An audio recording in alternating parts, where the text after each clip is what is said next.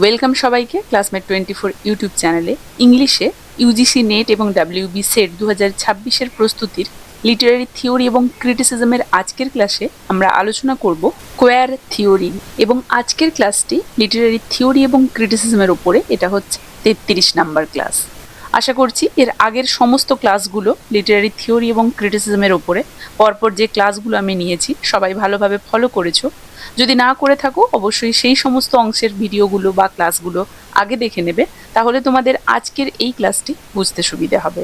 Net এবং set প্রিপারেশনের এই সিরিজে আমরা থিওরি এবং ক্রিটিসিজমের উপরে ক্লাস কন্টিনিউ করছি। ইংলিশের নেট এবং সেটের অ্যাসপিরেন্টসরা তোমরা চাইলে আমাদের বিশেষ মান্থলি পেইড মেম্বারশিপ কোর্সটা জয়েন করতে পারো, যেখানে প্রত্যেকটি সিরিজ ভালোভাবে কভার করা রয়েছে। ইন ডিটেল গুরুত্বপূর্ণ সমস্ত ব্যাখ্যার ক্লাস থাকছে, ওয়ান লাইনারের ক্লাস থাকছে এবং প্রশ্ন উত্তরেরও প্র্যাকটিস সেট থাকছে।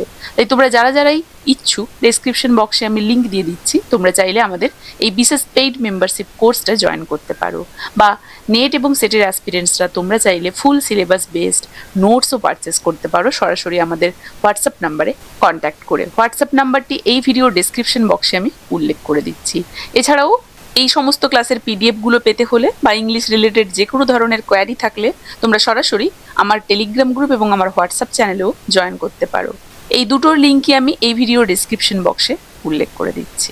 তো চলো ফিরে আসি আজকের আলোচনাতে। তো দেখো, সবার প্রথমে আমরা জানবো এই কোয়ার থিওরি কি, তারপর এই কোয়ার থিওরির সমস্ত ফিচার্সগুলো দেখব, এর হিস্টোরিক্যাল ব্যাকগ্রাউন্ড নিয়ে আলোচনা করব, যেখানে বিভিন্ন মুভমেন্টস নিয়ে আমরা আজকের ক্লাসে আলোচনা করব।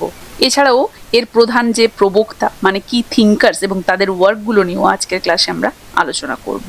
তো দেখো, সবার প্রথমে আমরা জানবো কোয়ার থিওরি কি।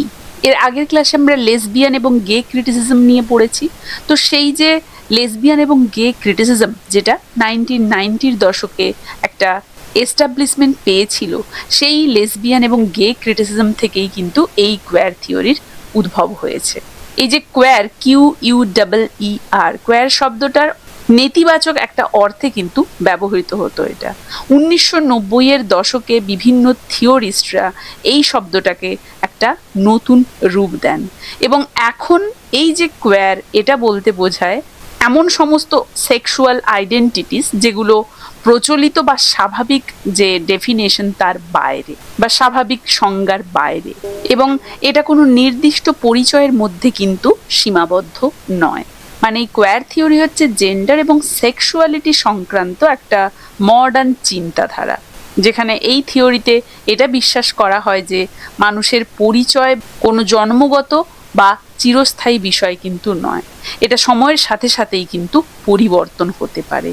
সমাজ আমাদের শিখিয়ে দিচ্ছে যে জেন্ডার মানে ছেলেরা কেমন হওয়া উচিত, মেয়েরা কেমন হওয়া উচিত, ছেলেরা কি পোশাক পরবে, মেয়েরা কি পোশাক পরবে ইত্যাদি, বা ছেলেদের স্বভাব কেমন হবে, মেয়েদের ক্যারেক্টারিস্টিক্স কেমন হবে। তো কোয়ার থিওরি এটাই বলছে যে এই যে সব নিয়মগুলো, এগুলো তো সমাজেরই তৈরি করা নিয়ম, প্রাকৃতিক কোনো ধ্রুব সত্য তো নয়।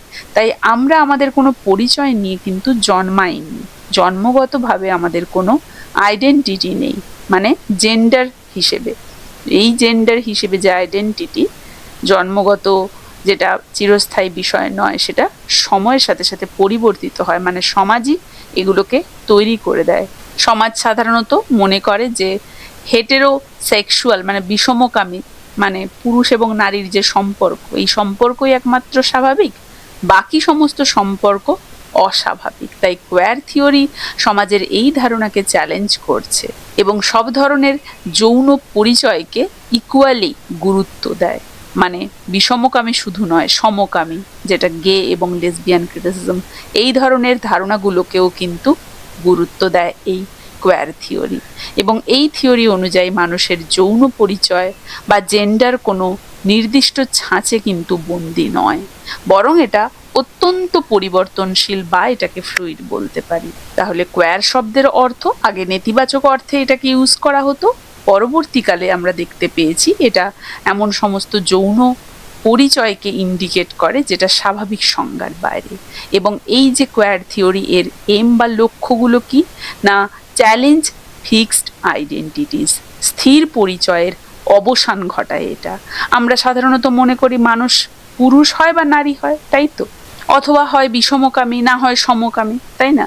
তো কোয়ার থিওরি বলছে যে মানুষের পরিচয় স্থির বা জন্মগত নয়, এটা সময়ের সাথে পরিবর্তিত হয়। কোয়েশ্চেন হেটেরোসেক্সুয়াল নর্মস, বিষমকামী প্রথার প্রশ্নবিদ্ধকরণ। সমাজ ব্যবস্থায় হেটেরোসেক্সুয়ালিটি বা এই যে বিষমকামী সম্পর্ককে একমাত্র স্বাভাবিক বলে মনে করা হয়, তাই না?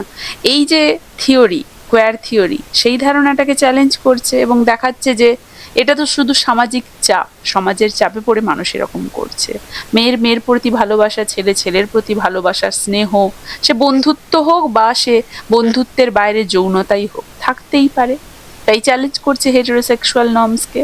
আর রিডিফাইন আইডেন্টিটি, পরিচয়ের পুনরায় সংজ্ঞায়িত করা পরিচয়, মানে পরিচয়কে ফ্লুইড বা পরিবর্তনশীল হিসেবে দেখতে শেখায়। একজন মানুষের পরিচয় কোনো নির্দিষ্ট লেভেলের মধ্যে যে আটকে নেই সেটা বলছেই কোয়ার থিওরি। তাহলে কোয়ার থিওরির যে কনসেপ্ট বা গুরুত্বপূর্ণ ধারণা সেগুলো কি হতে পারে? জেন্ডার পারফরমেটিভিটি, আমরা জুডিথ বাটলারকে দেখেছিলাম, তার মতে জেন্ডার বা লিঙ্গ আমাদের শরীরের স্থায়ী বৈশিষ্ট্য নয়, সমাজ আমাদেরকে যেভাবে চলতে বা সাজতে শেখায় আমরা সেটাই প্রতিনিয়ত পারফর্ম করি। অভিনয়ের মাধ্যমেই তাই যেন লিঙ্গ পরিচয় আমাদের তৈরি হয়। আর ডিকনস্ট্রাকশন, আমরা জ্যাক্স দেরিদার সেই ডিকনস্ট্রাকশন থিওরিকে ব্যবহার করে কোয়ার থিওরি যেটা দেখানোর চেষ্টা করে সেটা বুঝতে পারছি। কারণ কোয়ার থিওরি দেখাচ্ছে যে পুরুষ নারী, সমকামী বিষমকামী, এই যে জোড়া জোড়া বা বাইনারি, এই ধারণাগুলোকে তুলে ধরছে, এগুলো আসলে কৃত্রিম ক্ষমতার রাজনীতির অংশ, এটা বলছে। তাহলে কোয়ার থিওরি যে এই যে ডাবল ডাবল বা জোড়া বা বাইনারি অপোজিশনগুলো তুলে ধরছে, এগুলো জ্যাক্স দেরিদার সেই ডিকনস্ট্রাকশন থিওরি অবলম্বনেই এটা হয়েছে, সেটা দেখতে পাচ্ছি, তাই না? তাহলে কোয়ার থিওরি মানে আমরা জানলাম যে কোয়ার থিওরি হচ্ছে জেন্ডার এবং সেক্সুয়ালিটি সংক্রান্ত একটা আধুনিক সাহিত্য তত্ত্ব, যেটা বিশ্বাস করে যে মানুষের যে পরিচয় সেটা চিরস্থায়ী নয়, সময়ের সাথে সাথে পরিবর্তিত হয়, বা মানুষের পরিচয় কোনো নির্দিষ্ট লেভেলের মধ্যে সীমাবদ্ধ নয়। তাই এই থিওরি প্রচলিত সমস্ত ধারণাকে চ্যালেঞ্জ করে কিন্তু সব ধরনের যৌন বা সেক্সুয়াল যে আইডেন্টিটি সেগুলোকে সমান গুরুত্ব দেয়। এবং এই যে কোয়ার থিওরি, এই নামটা সর্বপ্রথম ব্যবহার করেন একজন বিখ্যাত নারীবাদী থিওরিস্ট এবং প্রফেসর টেরেসা ডি লরেটিস।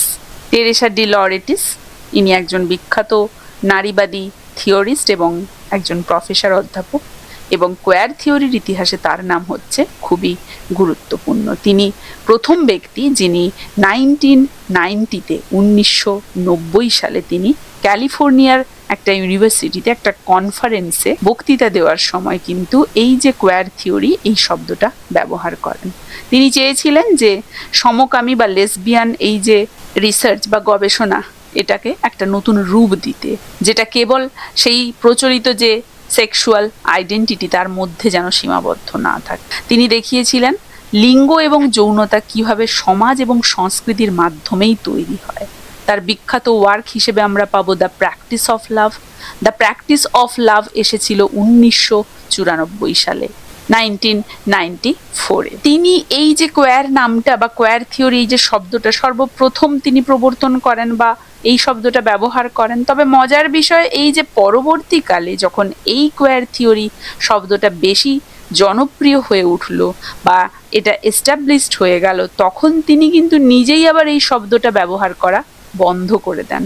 কারণ তখন আবার তিনি মনে করেছিলেন যে এটা তার সেই যে মূল যে একটা বৈপ্লবিক অর্থ সেটা হারিয়ে ফেলেছে। যাই হোক, তো কোয়ার থিওরি কি, এর লক্ষ্য কি, এর কি কনসেপ্ট কি, কোয়ার থিওরি কথাটা সর্বপ্রথম কে ব্যবহার করেছেন, তার বিখ্যাত ওয়ার্ক কি, তিনি কি চেয়েছিলেন ইত্যাদি বিষয় সম্পর্কে আশা করি সবার আইডিয়া ক্লিয়ার হয়েছে। নেক্সট আমরা এই কোয়ার থিওরির কি ফিচার্স নিয়ে আলোচনা করব।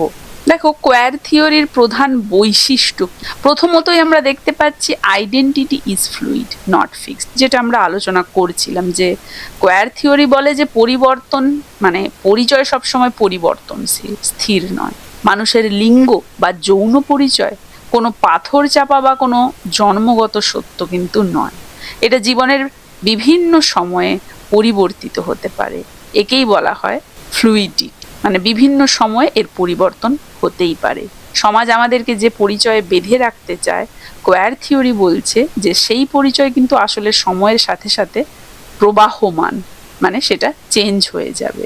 আর দ্বিতীয়ত আমরা দেখছি এর ফিচার হিসেবে রিজেক্টস বাইনারি অপোজিশনস, মানে এই যে মেল ফিমেল গে স্ট্রেইট, এই যে বাইনারি বা দ্বিমুখী, বাইনারি মানে তো দ্বিমুখী, দ্বিমুখী যে বিভাজন এটাকে কি করছে, রিজেক্ট করছে, প্রত্যাখ্যান করে দিচ্ছে।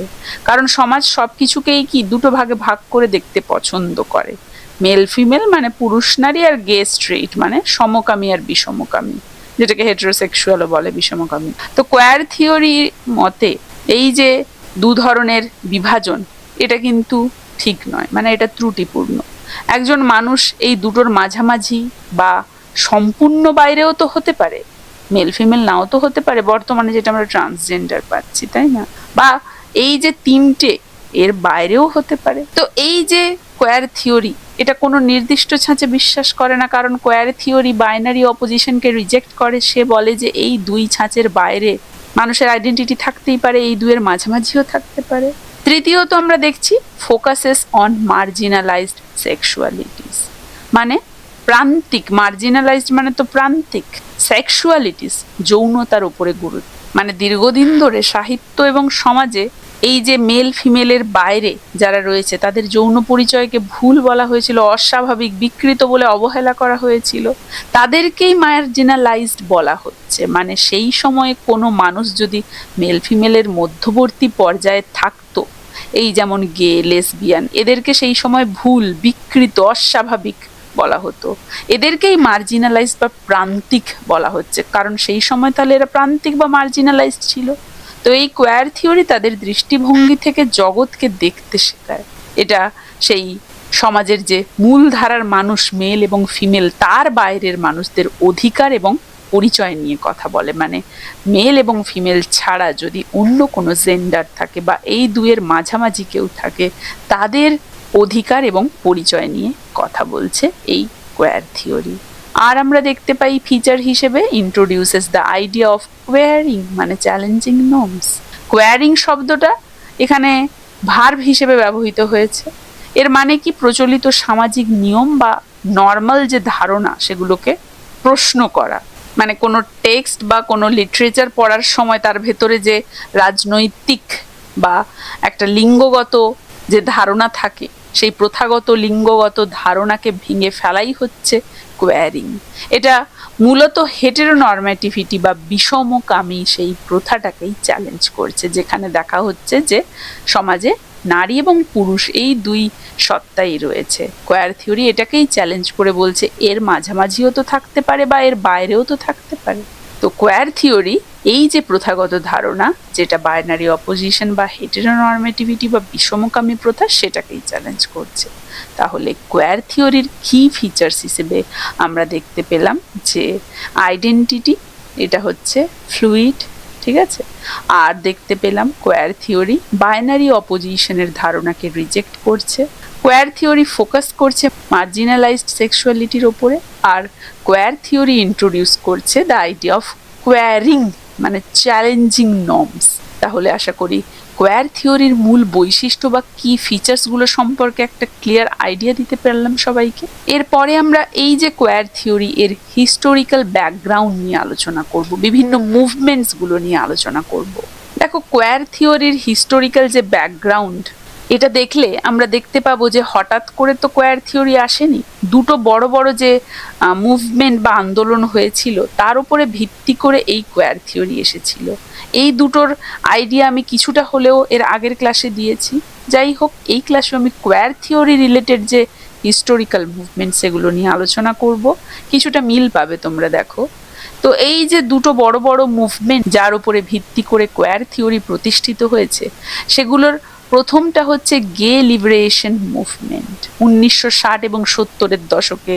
সেই গে লিবারেশন মুভ এই 1960 এবং 70-এর দশকের শেষের দিকে এই যে মুভমেন্ট এটা শুরু হয়েছিল। বিশেষ করে এটা আমরা দেখেছিলাম 1969-এ, তাই তো, সেই স্টোনওয়াল রাইটসের ওপর।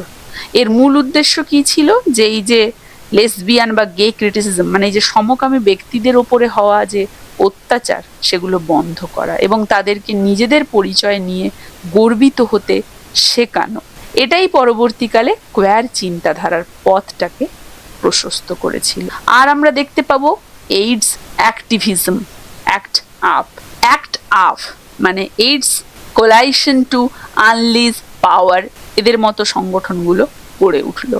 দেখো 1980-র দশকে এইডস যখন মহামারী হিসেবে দেখা দিচ্ছিল, তখন কিন্তু এই যে অ্যাক্ট আপ, এদের মতো এই যে সংগঠনগুলো গড়ে উঠলো। এরা চিকিৎসার দাবি করছে না শুধুমাত্র, বরং সমাজ কিভাবে এই যে মার্জিনালাইজ সেক্সুয়ালিটি বা এই যে প্রান্তিক মানুষেরা তাদেরকে অবহেলা করছে, সেটা এরা চোখে আঙুল দিয়ে দেখিয়ে দিয়েছিল। এই সংকটকাল থেকেই কিন্তু এই যে কোয়ার শব্দটা রাজনৈতিক হাতিয়ার হিসেবে ব্যবহৃত হতে শুরু করে। তাহলে এই যে দুটো মুভমেন্ট, এই দুটো মুভমেন্টই কোয়ার থিওরির ভিত্তি, তাই বলতে পারি আমরা। তো এই যে কোয়ার মুভমেন্ট মানে কোয়ার থিওরির ভিত্তি স্থাপন হয়েছিল, লক্ষ্য কি ছিল?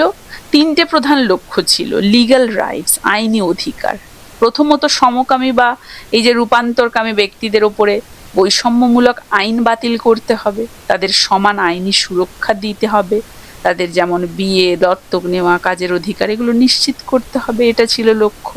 দ্বিতীয়ত ছিল সোশ্যাল অ্যাকসেপ্টেন্স, সমাজ যাতে স্বীকৃতি দেয়। সমাজ এই যে ভিন্নধর্মী তাদের যে সেক্সুয়াল আইডেন্টিটি, এগুলোকে অস্বাভাবিক বলছে, বিকৃত বলছে, পাপ বলছে, নর্মাল বলছে না। তো সমাজকে যেন তাদেরকে মেনে নিতে হবে, সমাজ যেন এগুলোকে স্বাভাবিক হিসেবে গ্রহণ করে।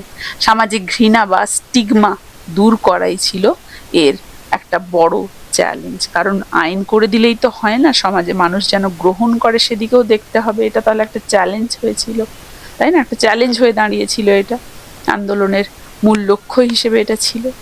আর কি? কালচারাল ভিজিবিলিটি, সাংস্কৃতিক উপস্থিতি, সাহিত্য, সিনেমা, সংবাদ মাধ্যম আর শিল্পকলায় এই সমস্ত মানুষদের যেন ঠিকভাবে তুলে ধরা হয়, জীবন এবং সংগ্রামকে এদের যেন ঠিকভাবে দেখানো হয়। কারণ আগে কি করা হতো? সাহিত্যে, শিল্পে এদেরকে অস্বাভাবিক বিকৃত মানসিকতার দেখানো হতো। তো সেটা চেঞ্জ করে এদের জীবন সংগ্রামকে যেন সঠিকভাবে তুলে ধরা হয় সাহিত্যে, সিনেমায়, সংবাদের মাধ্যমে, সেটা বলা হয়েছে। তারা যেন সমাজের মূল ধারার সাথে ভালোভাবে যুক্ত হতে পারে, নাকি মূল ধারা থেকে অদৃশ্য হয়ে থাকে। এটাই ছিল এই যে মুভমেন্ট এর মূল লক্ষ্য। তাহলে আমরা দেখতে পাচ্ছি 1960 থেকে 70-র দশকের শেষের দিকে স্টোনওয়াল রাইটস থেকে এই যে গে লিবারেশন মুভমেন্ট শুরু হলো। তারপরে আমরা এইডস অ্যাক্টিভিজম বা অ্যাক্ট আপ দেখলাম।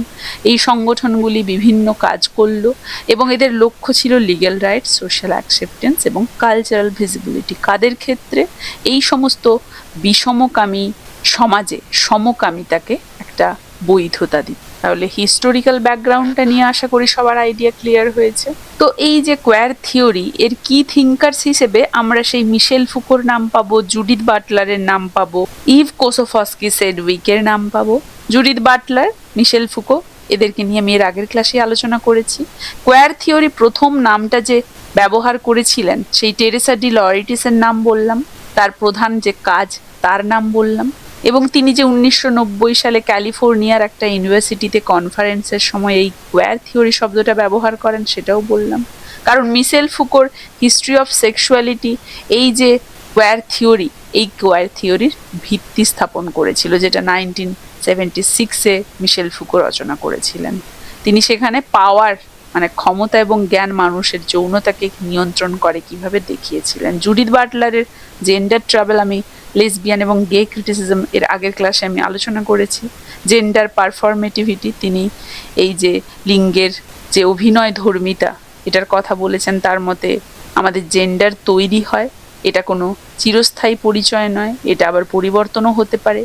জেন্ডার জন্মগত নয় বা এটা প্রকৃতিগত নয়, এটা সমাজেরই তৈরি করা এবং এটা চিরস্থায়ী পরিচয় নয়। এছাড়াও সেডউইকের নাম পাবো আমরা তার এপিস্টেমোলজি অফ দ্য ক্লজেট। আমি ক্লজেট কথাটা এর আগের ক্লাসে উচ্চারণ করেছিলাম, তাই না? CLOSET, ক্লজেট, আশা করি মনে আছে সবার। 1990 সালে এই বইটা সমকামী এবং বিষমকামী মানে সেই বাইনারি বা বিভাজন নিয়ে আলোচনা করা হয়েছিল এই বইটাতে, যেটা ইভ কোসোফস্কি সেডউইকের একটা বিখ্যাত বই। তো কি থিঙ্কার্স হিসেবে আমরা এই সমস্ত নামগুলোই পাবো, যেগুলো লেসবিয়ান এবং গে ক্রিটিসিজমেরই অন্তর্গত। তো দেখো, এখানে আমি মেজর ফিচার্স অফ লেসবিয়ান এবং গে ক্রিটিসিজম, কারণ কোয়ার থিওরির মেজর ফিচার্সগুলো আমরা দেখলাম, তাই আমি এখানে আরও একবার মেজর ফিচার্স অফ লেসবিয়ান এবং গে ক্রিটিসিজমগুলো নিয়ে আলোচনা করেছি। সবার প্রথমেই sexuality is central to analysis দেখতে পাচ্ছি। যৌনতাই আলোচনার কেন্দ্রবিন্দু, কারণ যে কোনো সাহিত্যকর্ম বা টেক্সট বিশ্লেষণ করার সময় চরিত্রগুলোর যৌন পরিচয় এবং তাদের সম্পর্কের ধরনকে সবচেয়ে বেশি গুরুত্ব দেওয়া হয়। দেখা হয় যে লেখক কিভাবে সেই যৌনতাটাকে ফুটিয়ে তুলছেন। আর কি, বিষমকামী প্রথাকে চ্যালেঞ্জ করা, চ্যালেঞ্জেস হেটেরো নর্মেটিভ। সমাজ সাধারণত নারী পুরুষ সম্পর্ককেই একমাত্র স্বাভাবিক মনে করে।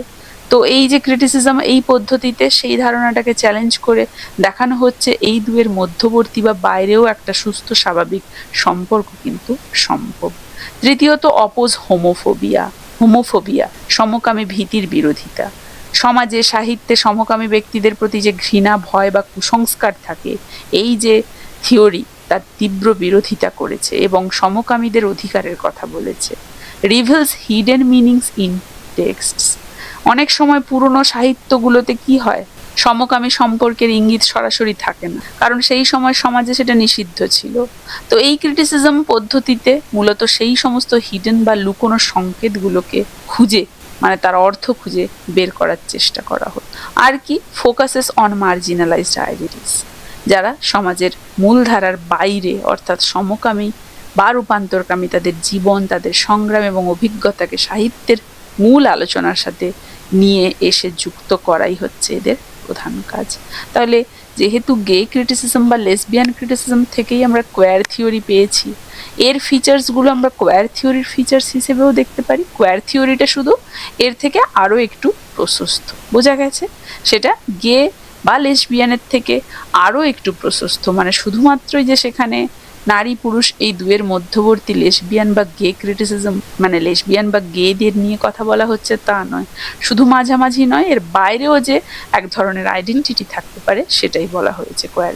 এখানে আমি আর্লিয়ার ক্রিটিসিজম এবং লেসবিয়ানকে, এখানে আমি আর্লিয়ার ক্রিটিসিজম এবং লেসবিয়ান বা গে ক্রিটিসিজমের একটা তুলনামূলক টেবিলও ড্র করেছি, দেখো, যেখানে দুটোর যে ভিন্ন দিকগুলোকে তুলে ধরা হয়েছে। এক্ষেত্রে আর্লিয়ার ক্রিটিসিজমে কি করা হয়েছিল, যে এক্ষেত্রে সাহিত্য কিন্তু সবার জন্য এক নয়, এবং মানুষের এই যে লিঙ্গ বা সেক্স, এটা কিন্তু আর্লিয়ার ক্রিটিসিজমে কোনো টপিক হিসেবে বিবেচনা করা হতো না। এবং লেসবিয়ান বা গে ক্রিটিসিজমের ক্ষেত্রে কি দেখা যাচ্ছে, যে লেসবিয়ান বা গে ক্রিটিসিজম মনে করছে যে পাঠকের বা লেখকের নিজস্ব যৌন পরিচয় সাহিত্য বোঝার ক্ষেত্রে একটা বড় ভূমিকা পালন করে। আর্লিয়ার ক্রিটিসিজমে যৌনতাকে গুরুত্বপূর্ণ বিষয় বলে মনে করা হতো না, এটা এড়িয়ে যাওয়া হতো। কিন্তু লেসবিয়ান এবং গে ক্রিটিসিজমে কি করা হয়, যৌনতাটাকে টেক্সট বিশ্লেষণের মূল চাবিকাঠি হিসেবে দেখা হয়। এছাড়া আর্লিয়ার ক্রিটিসিজমে সেই হেটেরোসেক্সুয়াল যে সম্পর্ক, সেটাকেই একমাত্র স্বাভাবিক বা চিরন্তন সত্য বলে ধরা হতো। কিন্তু লেসবিয়ান বা গে ক্রিটিসিজম এই যে হেটেরোসেক্সুয়াল যে নর্মস, এটাকে চ্যালেঞ্জ করলো। এখানে সম্পর্কের সেই একাধিপত্যকে প্রশ্ন করা হলো এবং বৈচিত্র্যময় সম্পর্ককে কিন্তু স্বীকৃতি দেওয়া হলো, যেটা আগের ক্রিটিসিজমে করা হতো না। তাহলে আগের ক্রিটিকরা মনে করতেন সাহিত্য মানেই সবার জন্য সমান, যেখানে যৌনতার কোনো স্থান নেই। কিন্তু লেসবিয়ান বা গে ক্রিটিসিজমে আমরা দেখলাম যে যৌন পরিচয় বাদ দিয়ে সাহিত্য বিচার করলে অনেক গুরুত্বপূর্ণ সত্যই কিন্তু আড়ালে থাকছে, বোঝা গেছে? এবং যেহেতু গে বা লেসবিয়ান ক্রিটিসিজম থেকেই আমরা কোয়ার থিওরি পেয়েছি, তাহলে কোয়ার থিওরির অংশ হিসেবেই আমরা এগুলোই বলতে পারি। তো এই ছিল আজকের ক্লাসের আলোচনা, যেখানে আমরা কোয়ার থিওরি কি, কোয়ার শব্দের অর্থ কি, অর্থ বর্তমানে কিভাবে চেঞ্জ হয়েছে, কোয়ার থিওরির প্রথম যে ব্যবহার, মানে এই শব্দটা ব্যবহার কে করেছিলেন, কোয়ার থিওরির মূল লক্ষ্য কি, কোয়ার থিওরির কি ফিচার্স, তার মেজর থিঙ্কার্স, তার হিস্টোরিক্যাল ব্যাকগ্রাউন্ড নিয়ে আমরা আলোচনা করলাম। এবং সাথে সাথে আমরা লেসবিয়ান ও গে ক্রিটিসিজমের ফিচার্সগুলো আরও একবার আলোচনা করলাম। এছাড়াও আর্লিয়ার ক্রিটিসিজমের সাথে এই যে গে ক্রিটিসিজম, যেটা থেকে কোয়ার থিওরি এসেছে, সেটারও একটা তুলনামূলক আলোচনাও আমরা এখানে দেখলাম। তো এই ছিল কোয়ার থিওরি রিলেটেড যাবতীয় সমস্ত ইনফরমেশন। আশা করি সবারই কোয়ার থিওরি রিলেটেড যে কনসেপ্ট সেটা ক্লিয়ার করতে পেরেছি, কারো কোথাও অসুবিধে নেই। কার কেমন লাগলো জানাবে, ভালো লাগলে একটা লাইক এবং একটা শেয়ার করে দেবে। লিটারারি থিওরি এবং ক্রিটিসিজমের আজকের ক্লাসটা তাহলে এখানেই শেষ করছি। দেখা হচ্ছে নেট এবং সেটের প্রস্তুতির এর পরবর্তী ক্লাসে আরও একটি গুরুত্বপূর্ণ সেকশন।